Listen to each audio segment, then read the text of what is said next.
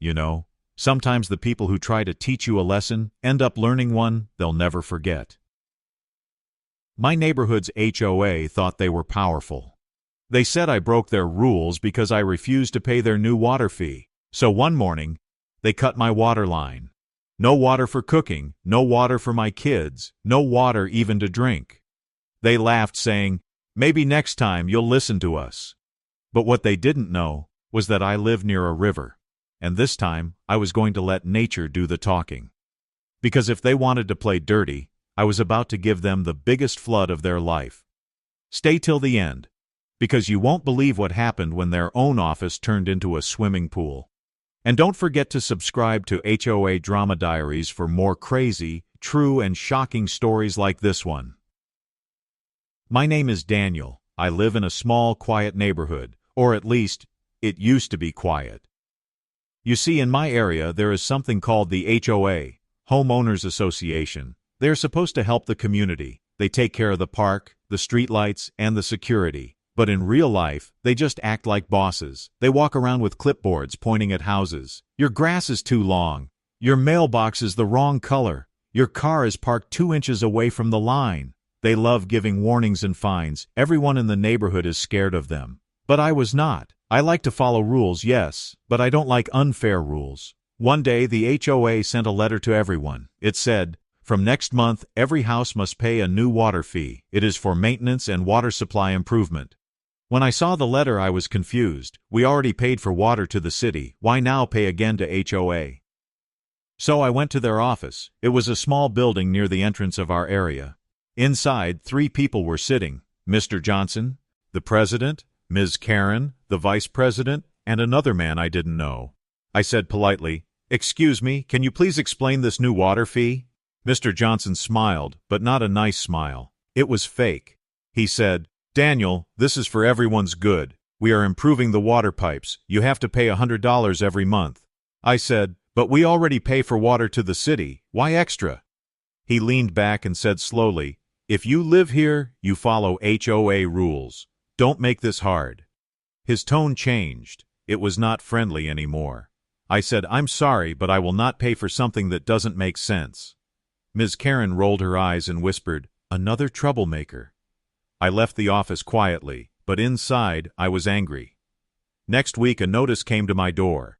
"You are violating HOA policy. Immediate payment required or further action will be taken." I ignored it, because I knew I was right. Then another week passed. It was a hot summer day. My kids were playing in the backyard. My wife was cooking lunch. Suddenly she shouted, "Daniel, the water stopped." I checked the tap. Nothing, not a single drop. I went to the kitchen sink, then to the bathroom. No water anywhere. I went outside to check the main water line, and then I saw it. The pipe was cut. Not broken, not damaged. Cut with a clean edge. There was a small red paper tied on the pipe. It said, "HOA action, property non-compliant." I couldn't believe it. They actually did it. They cut my water line, just because I didn't pay their fake fee. I ran to their office. I was angry but tried to stay calm. Inside they were sitting as usual, drinking coffee, smiling like nothing happened.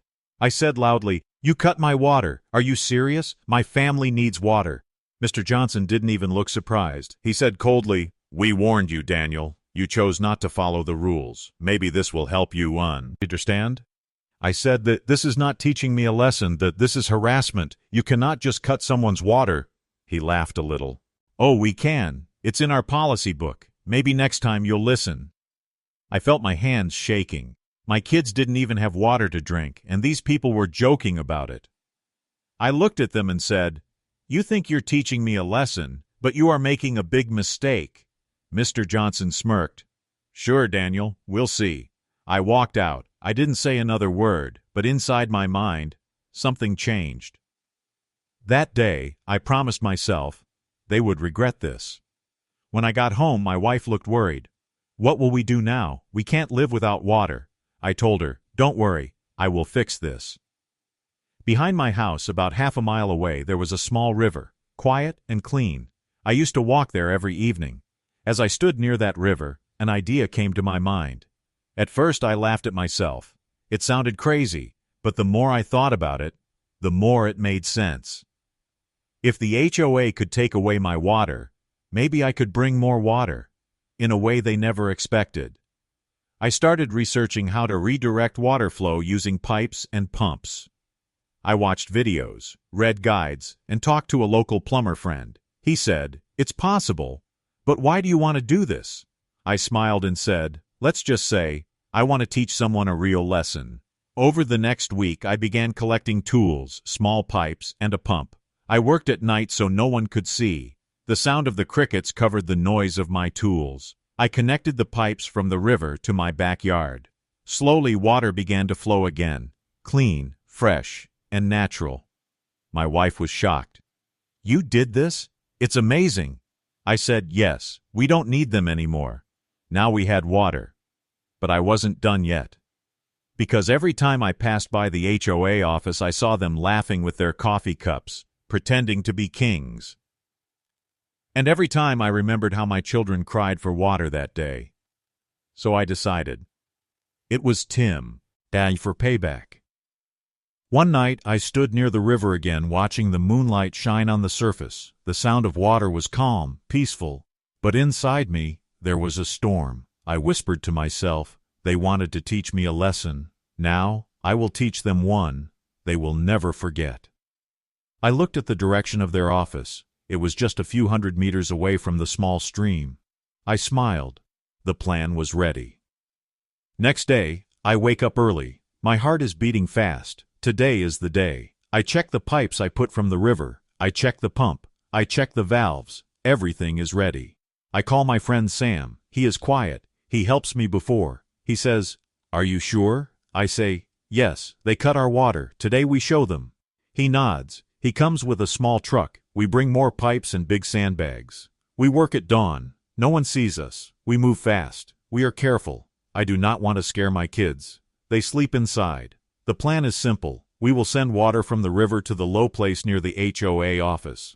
The office sits lower than the road. If water go there, it will fill the office and the parking. It will stop them from their power game. I dig small trenches. I connect pipes. I put strong joints. I hide the big pump in the bushes near the river. The pump is loud, but early morning is quiet. The neighbors are still sleeping. At 8 a.m. when the sun is soft, we turn the pump on. Water flows, first slow, then faster. The pipe breathes. Water travels under the ground through the small pipes and moves toward the HOA office.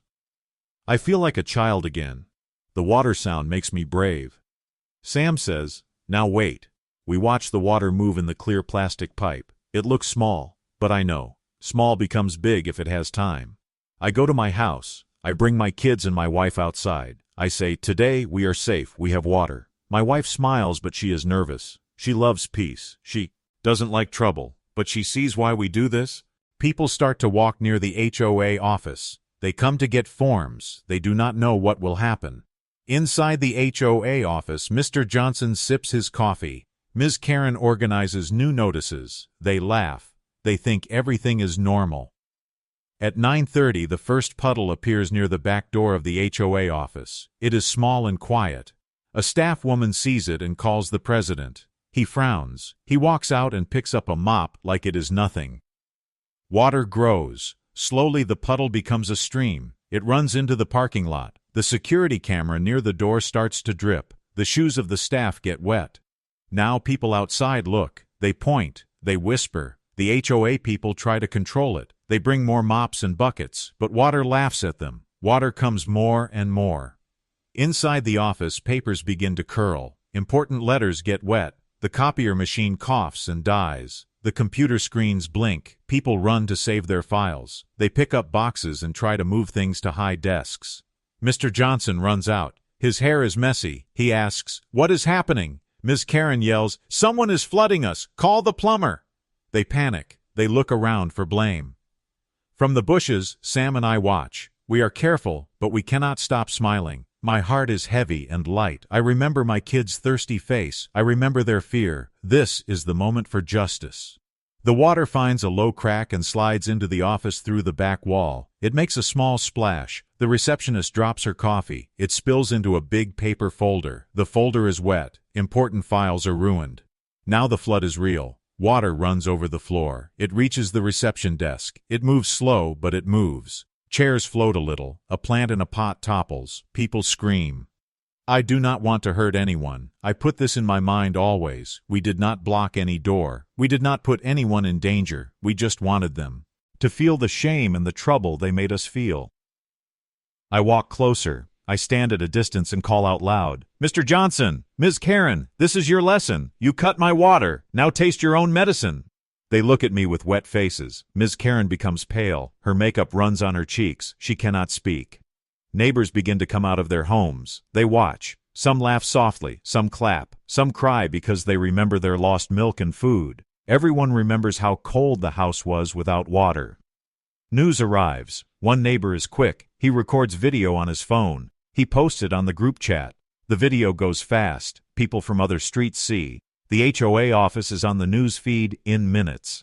The mayor's office calls. People from the city water department ring the phone. They ask what is happening. The city people come to help. They see water flowing from under the ground like a small river. The firefighters come too. They are professional. They check safety. They make sure no electric wires are in the water path. They turn off power in the HOA office to stop a short. The firefighters shout, "Stay back!" Everyone obeys.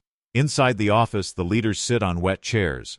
They are in shock. The money boxes are soaked. The board's big book with HOA rules is ruined. It floats on the water like a sad book.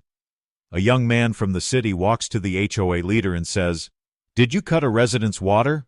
We will investigate. You cannot do that." Mr. Johnson tries to speak, but the words are small. The phone video that neighbor posted is now on the local news page. People comment and say, "Good, he did the right thing." Some say, "Violence is not good." Many agree the HOA was wrong to cut water.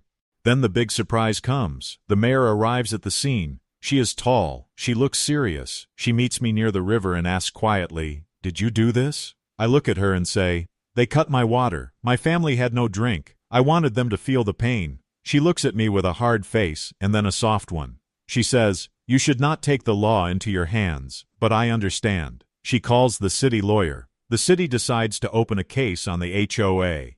They say the HOA may have broken the law. The police talk to Mr. Johnson and Ms. Karen. The city tells them to stop all fines and to fix the water connection now. The HOA members are ashamed. Their neighbors shout at them, "Why did you cut water? Why did you hurt my family?" An old lady cries and tells them how her medicine got spoiled. A father says, "My baby was thirsty." People point their fingers and say, "You are not bosses, you are helpers." In the next days, the city inspects the HOA office. They find other small illegal actions, hidden fines, secret bank accounts, false notices. The city auditor opens a file. People on the board are in trouble. Some neighbors decide to vote them out. They call a meeting. They say, "We cannot trust them." The vote is loud and clear. Mr. Johnson and Ms. Karen are removed from power. They cannot come to meetings anymore. I get a letter from the city. It says the HOA must pay me back for the damage and for the trouble. They must also pay fines to the city. The paper makes me feel strange. I did not want money. I wanted fairness. My family is safe now. Our water is clean from the river and city fixes the pipe later. The kids run and laugh again. My wife hugs me and says, "You did what was needed." I hug her and feel peace. People come to my house to say sorry. Some knock with bread and fruits. They say, "We are with you now." My neighbor, the man who taped the video, brings his kids to play with mine. The quiet street becomes calm again, but different. People talk more and watch each other. I learned a lesson too. I learned that when people have power, they can be cruel. I learned that a small family with courage can make a change. I learned the river is strong, but the people together are stronger. At the final meeting, hundreds of people come. The city officer talks about rules and respect. He says, no one can cut service without court or city order. He gives new rules for fair action. The HOA must change to be truly helpful. Mr. Johnson moves away. Ms. Karen sells her small house and leaves the neighborhood. Some board members apologize and stay. New people join who want to help. The office now has transparent glass and a big sign. "We serve you." I do not celebrate loudly. I do simple things. I fix the plants near the river. I plant small trees. I teach my kids to respect water. I tell them how important fairness is. Sometimes at dawn I walk by the river. I remember the pump sound and the night we worked. I remember the fear in my child's eyes that first day without water. I remember the quiet pride when neighbors came to drink water in my yard. This story spread far. People on the internet talk. Some say I broke the law. Some say I saved the neighborhood. I only know one thing. When someone takes your basic right, you must stand up. But do it with careful heart and not hate. And now the office has a new board. They invite me for tea. They say sorry and ask for ideas. I say, let us make rules that help. Let us not be bosses. Let us be neighbors. They listen, and that's how everything changed in our neighborhood. The HOA learned a big lesson that day. You can't play with people's lives and call it rules. Now our street is peaceful. Everyone respects each other. No one acts like a boss anymore. Sometimes, when I walk near that river, I smile. Because I remember how one small family stood strong against unfair power. We didn't fight with hate, we fought with courage, and in the end, the truth won.